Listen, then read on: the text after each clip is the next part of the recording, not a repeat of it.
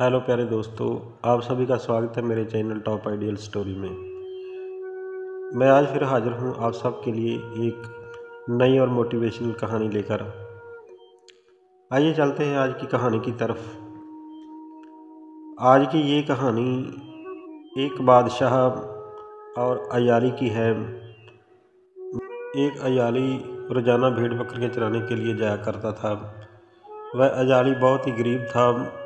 एक दिन की बात है कि वह जंगल में भेड़ बकरियां चराने के लिए गया तो उसी जंगल में एक बादशाह शिकार खेलने के लिए आया हुआ था। वह बादशाह शिकार खेलते खेलते सिपाहियों और मंत्रियों से बिछड़ गया और हिरन का पीछा करते हुए बहुत दूर निकल गया। उसने पीछे मुड़कर देखा तो उसके पीछे दूर दूर तक कोई दिखाई नहीं दे रहा था। उसे बहुत प्यास लगी थी। पानी की तलाश में इधर उधर देखने लगा और घोड़ा दौड़ाने लगा। एक बरगद का बहुत बड़ा पेड़ था। उसके नीचे एक आदमी बैठा हुआ था। बादशाह ने उस अयाली के पास जाकर पानी मांगा तो उसने कहा कि बादशाह सलामत, आज का पानी तो ख़त्म हो चुका है, ये देखिए बर्तन खाली हो चुका है।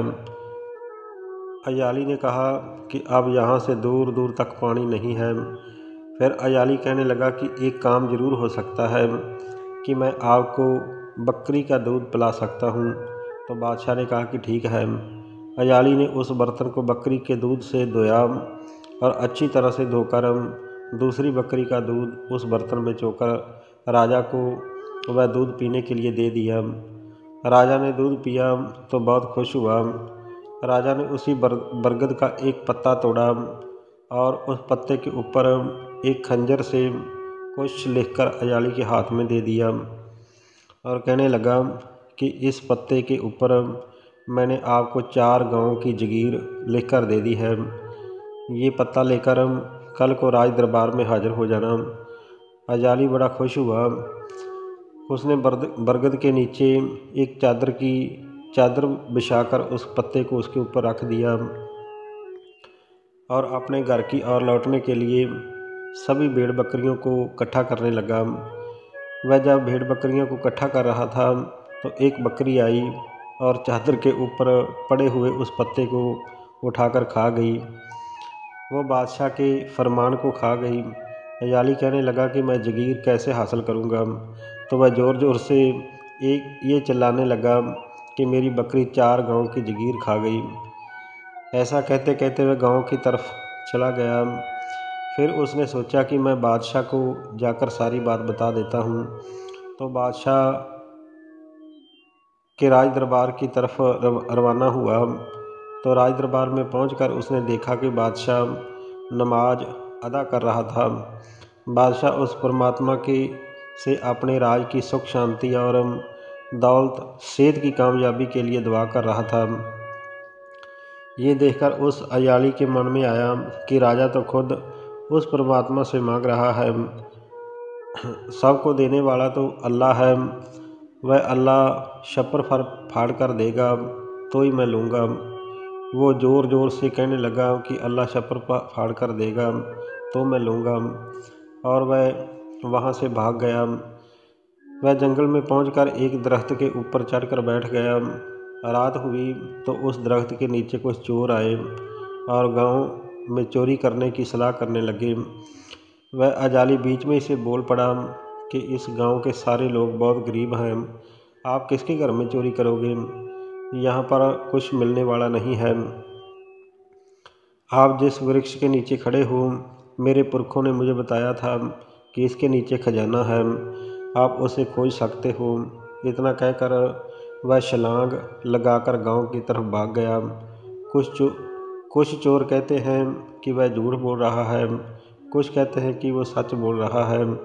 काफ़ी बहस के बाद उन लोगों ने खजाने को खोजने की सलाह पक्की की और मिट्टी खोदते खोदते उनको लकड़ी के 2 संदूक मिले। जब उनको खोला गया तो उनमें से सांप और बहुत से बिच्छू बंद थे। वह देखकर डर गए और उनको बहुत गुस्सा आया। उन्होंने दोनों ही संदूक बंद किए और गांव की तरफ चल पड़े अयाली को ढूंढने के लिए।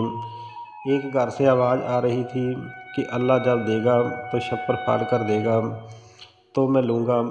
उन्होंने सोचा कि यही उस अयाली की आवाज़ है, वही ऐसे बोलता है। तो उन्होंने वो दोनों संदूक उसके आंगन में उल्टा दिए। उन्होंने देखा कि उनमें से सोने की अशरफियाँ, हीरे जवाहरात और मोती उसके आंगन में ढेर हो गए और उनके शोर होने से गांव के लोग वहां पर भागकर इकट्ठे हो गए। चोर लोगों के डर से सब कुछ छोड़कर भाग गए। तो लोगों ने देखा कि इतना सारा खजाना कहां से आया। अगली सुबह बादशाह को इस बात के लिए सूचित किया गया। तो बादशाह के सिपाही आए और वह खजाना भी ले गए और अयाली को पकड़कर बादशाह के सामने पेश कर दिया। तो बादशाह ने उस अयाली से खजाने के बारे में पूछा तो उसने वह चोरों की सारी कहानी बादशाह को बता दी। राजा कहने लगा कि आप मेरे राज दरबार में आए थे तो बरगद के पत्ते पर जो मैंने जगीर लिखकर आपको दी थी वो 4 गांव की जगीर आपने क्यों नहीं ली? आप भाग क्यों गए थे?